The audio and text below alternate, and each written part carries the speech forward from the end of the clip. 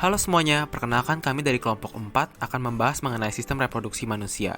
Kelompok 4 beranggotakan Yohanes Baptista Inizio, Nathanael Vidi Anggito, Clarissa Max, Patricia Shelley Antora, Sheila Calvino, Jonathan Christophorus, Denny Stefanus, dan Fiorella Olauka.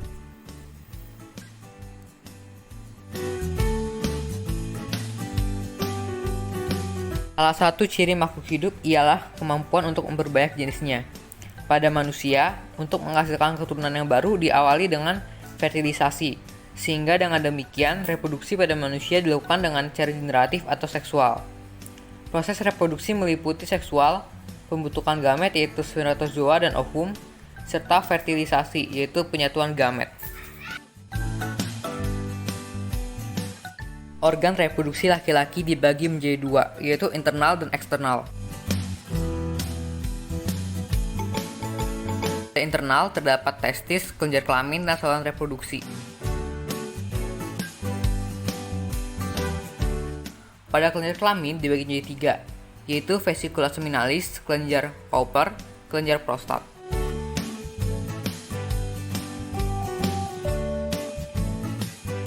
Ada saluran reproduksi dibagi empat, yaitu epididymis, fase deferensia, saluran ejakulasi, dan uretra. Pada organ reproduksi bagian luar terdapat penis dan skrotum. Organ reproduksi wanita dibagi menjadi dua, yaitu internal dan eksternal. Pada organ reproduksi internal terdapat ovarium, tuba fallopi, uterus, dan vagina.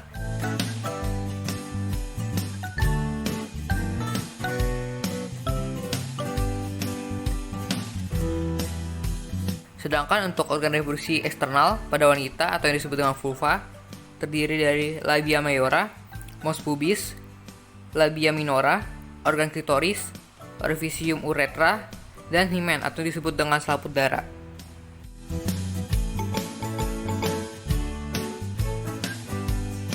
Imunodefisiensi virus atau yang disebut dengan HIV adalah virus yang menyerang sistem kekebalan tubuh manusia. HIV juga merupakan virus yang bisa menyebabkan Acquired Immunodeficiency Syndrome atau AIDS. AIDS merupakan beberapa gejala karena kekurangan atau kelemahan pada sistem kekebalan tubuh manusia. AIDS akan ada setelah virus HIV menyerang selama 5-10 tahun lebih. Saat semua penyakit masuk ke tubuh karena kekebalan tubuh yang semakin menurun, saat itulah baru bisa dikategorikan sebagai penderita AIDS. Berikut merupakan grafik penderita HIV dan AIDS dari tahun 2009 sampai 2021. Pada grafik yang berwarna hijau muda merupakan grafik dari penderita kasus HIV, sedangkan pada grafik yang berwarna hijau tua merupakan grafik dari penderita kasus AIDS.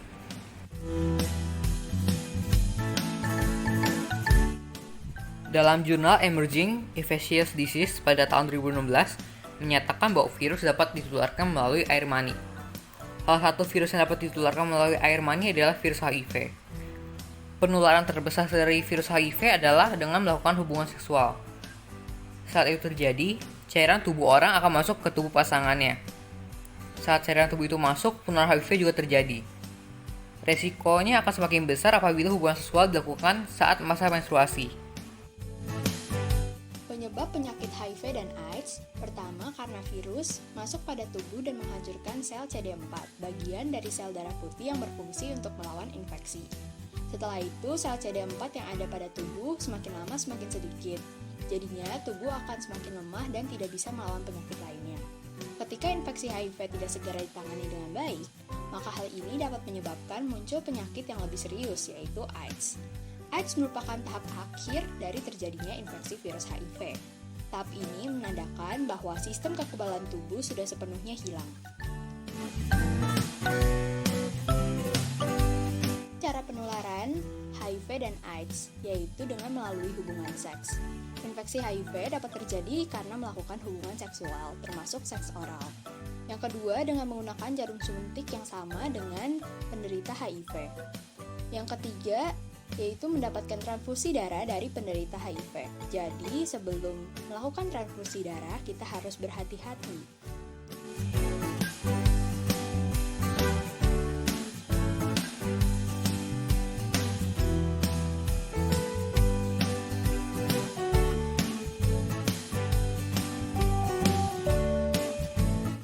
Ada 7 cara kerja penyerangan virus pada sistem tubuh.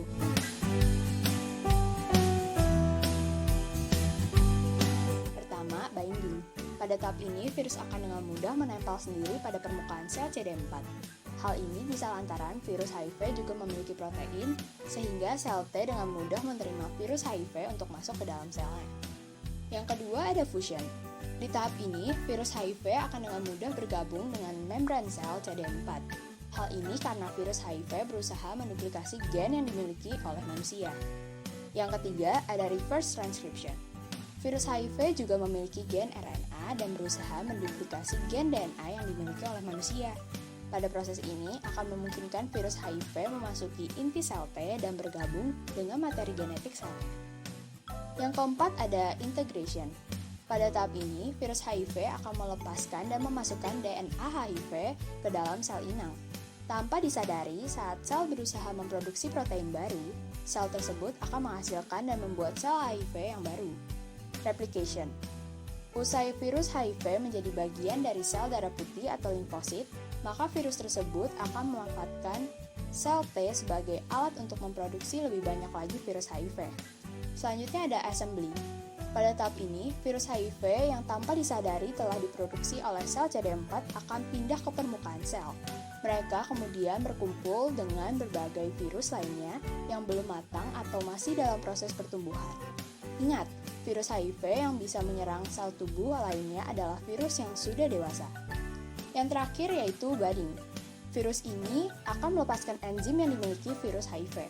Virus yang sudah matang atau dewasa kemudian akan menjakiti atau menularkan pada sel CD4 lainnya.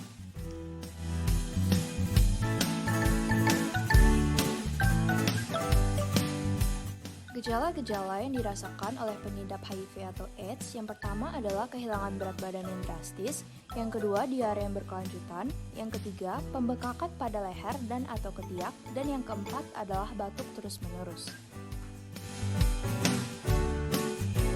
Menurut World Health Organization atau WHO, AIDS diidentifikasikan berdasarkan beberapa infeksi tertentu menjadi 4 tahapan stadium klinis dengan stadium penyakit HIV yang terakhir atau stadium 4 yang digunakan sebagai indikator AIDS. Gejala stadium klinis 1 adalah ketika terjadi infeksi, kelenjar limfu akan membengkak untuk memberikan tanda, lalu akan mengempis dengan sendirinya. Gejala stadium klinis 2 yaitu berat badan menurun, infeksi saluran pernapasan yang berulang-ulang, terkena herpes zoster, terkena angular cheilitis, sariawan dalam mulut yang berulang-ulang, penyakit kulit yang biasanya menjakiti kulit kepala dan area tubuh yang berminyak seperti punggung, wajah, serta dada bagian atas, dan juga infeksi jamur kuku.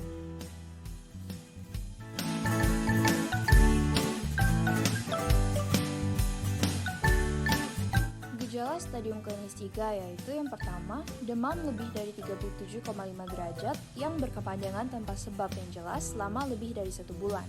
Kemudian yang kedua, mengalami penyakit infeksi pada kulit rongga mulut. Kemudian yang ketiga, oral hairy leukoplakia.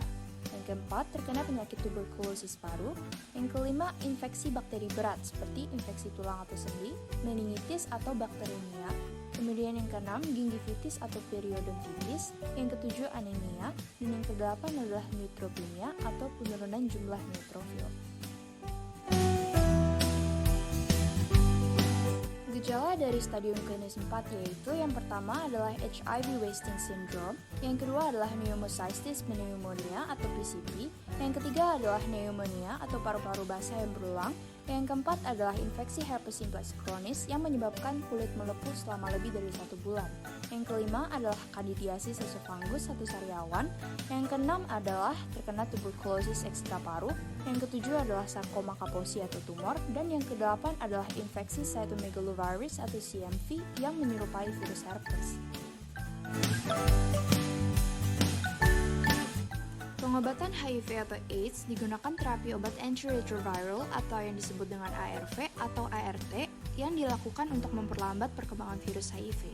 WHO merekomendasikan treatment HIV/AIDS dengan kombinasi obat ART yang terdiri dari 3 atau lebih.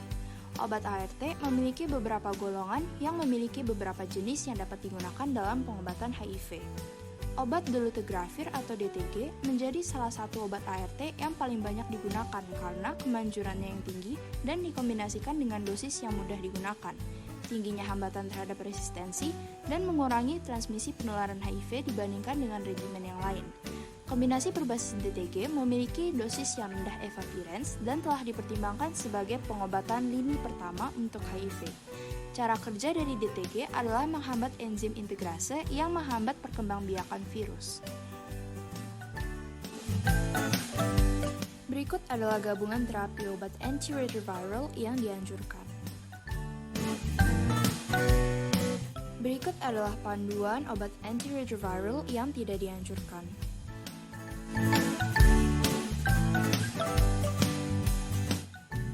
Untuk mendeteksi adanya virus HIV, diperlukan tes. Jenis tes untuk mendeteksi HIV ada 4. Yang pertama, tes antibodi. Tes ini dilakukan dengan cara mengambil sampel darah pasien, kemudian diuji apakah dalam darah tersebut terdapat protein penangkal atau antibodi khusus yang hanya terdapat pada pengidap HIV. Yang kedua, tes antibodi antigen. Tes ini dilakukan dengan cara mengambil sampel darah pasien, kemudian diuji apakah dalam darah tersebut terdapat protein P24 yang merupakan inti dari virus. Yang ketiga, tes serologi. Ada 3 tes serologi yang biasa direkomendasikan untuk mengecek HIV atau AIDS. Yang pertama, tes darah cepat. Tes ini dilakukan dengan cara mengambil sampel darah pasien, lalu direaksikan dengan reagen tertentu. Yang kedua, tes ELISA atau EIA. Tes ini dilakukan dengan cara mengambil sampel darah pasien dari permukaan kulit, kemudian dimasukkan ke cawan Petri yang berisi antigen HIV. Dan jika dalam darah terkandung antibodi HIV, maka darah akan mengikat antigen ditandai dengan perubahan warna pada isi cawan Petri. Yang ketiga, tes Western blot. Tes ini hanya dapat dilakukan setelah melakukan salah satu dari tes yang lain untuk memastikan apakah pasien benar mengidap HIV. Tes ini dilakukan dengan cara mengambil sampel darah, tetapi darah dipisahkan dengan arus listrik pada kertas penyerap. Jika terjadi perubahan warna atau terdapat serangkaian pita, maka terjadi pengikatan spesifik antara antibodi dengan protein HIV tertentu. Hal tersebut menandakan bahwa pasien mengidap HIV. Yang keempat, tes virologis dengan PCR. Tes ini penting untuk anak yang baru lahir minimal 6 minggu dari ibu pengidap HIV atau bayi kurang dari 18 bulan yang dicurigai mengidap HIV. Tes ini dianggap paling akurat karena dapat mendeteksi HIV walaupun antibodi belum terbentuk. Ada 2 tes virologis yang direkomendasikan. Yang pertama, tes HIV DNA kualitatif atau EID. Tes ini dilakukan dengan cara mengambil sampel darah lengkap atau dried blood spot, kemudian dideteksi langsung apakah terdapat virus HIV atau tidak. Yang kedua, tes HIV RNA kuantitatif. Tes ini dilakukan dengan cara memeriksa jumlah virus atau viral load HIV dalam darah. Kemudian, viral load HIV dinyatakan tidak terdeteksi jika hanya ada sedikit dalam 1 cc sampel darah. Jika viral load tinggi, maka jumlah virus HIV dalam tubuh ada banyak.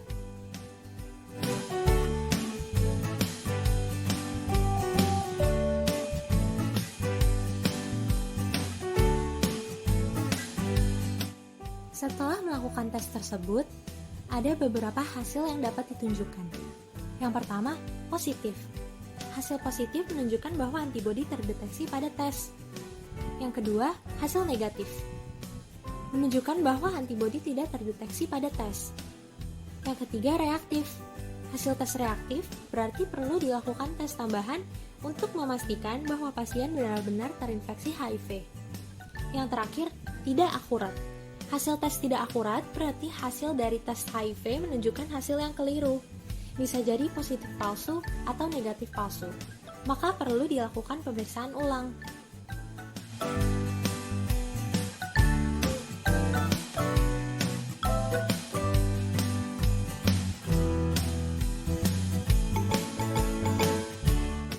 Ada beberapa dampak yang dapat dirasakan oleh pengidap HIV atau AIDS.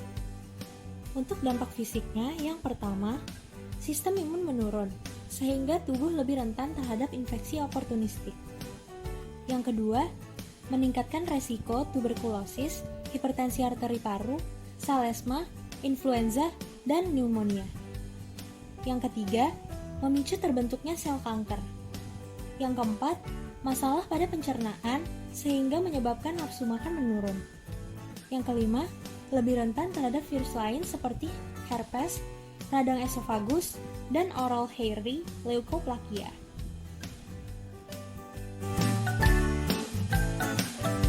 Untuk dampak psikologisnya, yang pertama, penolakan akan diri sendiri saat mengetahui bahwa mengidap HIV. Yang kedua, rasa cemas dan depresi. Yang ketiga, pemikiran untuk bunuh diri atau bahkan melakukan hal tersebut. Yang keempat, merasa tidak adil karena tidak melakukan tindakan berisiko seperti pasien HIV yang lain.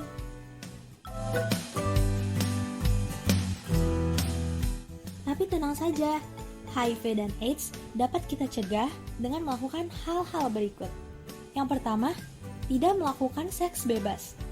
Yang kedua, tidak berbagi jarum suntik atau peralatan obat lainnya. Yang ketiga, menghindari penggunaan narkoba.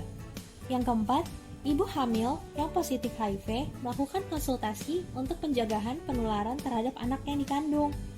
Yang kelima, tidak mendonorkan darah apabila positif mengidap HIV atau AIDS. Yang keenam, sunat pada pria. 7. Hindari kontak langsung dengan luka darah. Yang kedelapan, lakukan tes HIV secara rutin. Yang kesembilan, lakukan post-exposure prophylaxis atau PEP atau profilaksis pasca pajanan.